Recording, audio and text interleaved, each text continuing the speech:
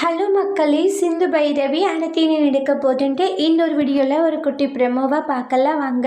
சிந்து இங்கே பாரு ஐஷு, நீ தப்பு பண்ணிகிட்ருக்க, யார் என்னன்னு கூட தெரியாமல் நீ அவனை காதலிச்சிட்ருக்க. இந்த விஷயத்தெல்லாம் சொன்னால் மகா தீசரி அதுக்கப்புறம் ஆறுமுகத்தா எல்லாருமே உன் மேலே எந்த அளவுக்கு கோவப்படுவாங்க தெரியுமா? உன் மேலே அவ்வளோ நம்பிக்கை வச்சுட்ருக்காங்க இந்த வீட்டில் இருக்கவங்க. ஆனால் வீட்டில் இருக்கிற எல்லாருமே நீ இப்படி ஏமாத்திட்ருக்கிய, அது எவ்வளோ பெரிய தப்பு தெரியுமான்றாங்க. கொஞ்சம் கூட உனக்கு மனசாட்சியே இல்லையா? நான் என்ன தப்பு பண்ணேன்? நான் எந்த தப்பு பண்ணலை அப்படின்றாங்க. அப்போ என் பொண்ணவே இந்த மாதிரி எல்லாம் பண்ணிட்டுருக்கியான்ட்டு கண்டிச்சுட்டு இருக்காங்க சிந்துவை மகா இருந்துட்டான்னு. சிந்து சொல்ல வரதை கேட்காம சிந்துவை போட்டு அடின்னு அடிச்சிடுறாங்க. அப்போ மகாவை அரெஸ்ட் பண்ணணும்னு சொல்லிட்டு போலீஸ் வராங்க.